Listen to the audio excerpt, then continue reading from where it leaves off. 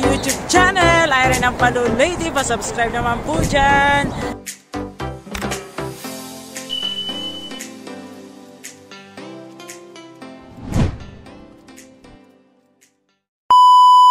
Welcome to my channel guys. For today's video, maggagawa pa ako ng version ko po ng isda na lalagyan ko po ng gulay.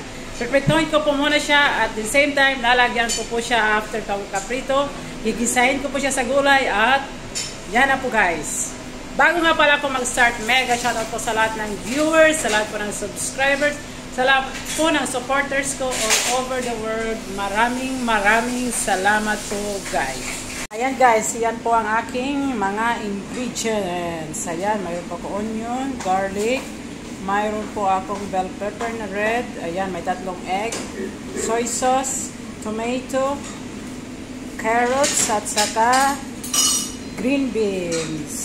At yan po guys ang aking isda. Bali, fry ko po yan muna siya. Nilagyan ko po ng salt at saka black pepper. Ayan guys, naka-ongoing fry na po ang aking isda. At dito naman sa kabila is magkikisa po ako ng aking mga laman. Guys, bali butter po ang ginamit ko sa pagkisa. Iuna ko na po ang onion. Ayan, susunod na po natin ang ating garlic guys. Garlic. Ayan.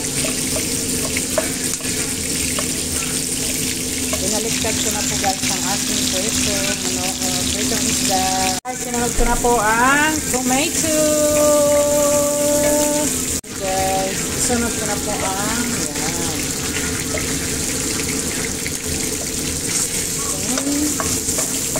red pepper. Red capsicum guys. Ayan na guys. Bali nandiyan na po ang aking vegetable at saka yung soy sauce ko. Ayan. Lagyan po natin ng water guys.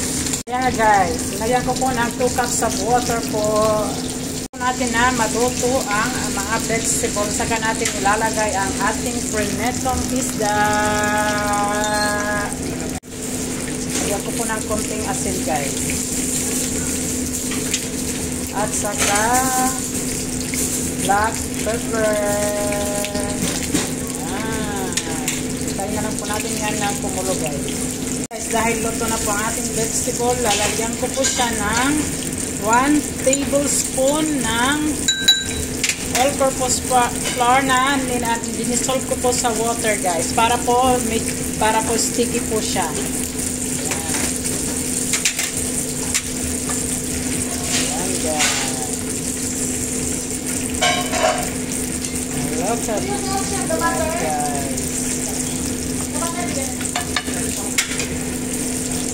Ayan na guys, dahil luto na po ang ating vegetable, lalagay ko na po ang ating egg, 3 eggs guys.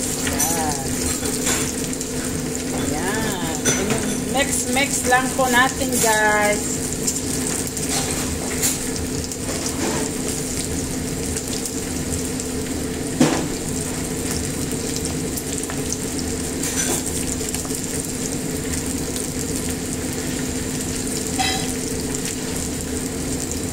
After that guys, ilalagay na po natin ang ating isda. Ayan guys, ilalagay na po natin ang ating isda. Ayan guys.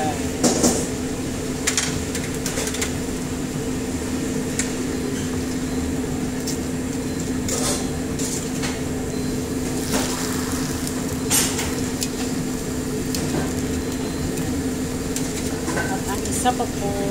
Ayan guys.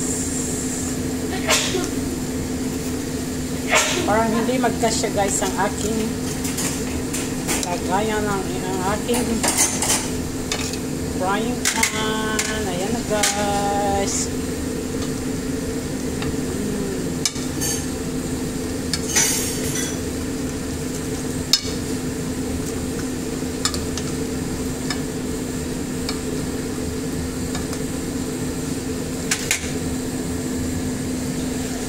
Ayan na guys. guys. Ready to serve na po ang ating isda. Happy lunchtime everyone. Mabuhay pang mga OFW. Mag-ingat po tayong lahat sa tayong sulok ng mundo. God bless po. Thank you for watching.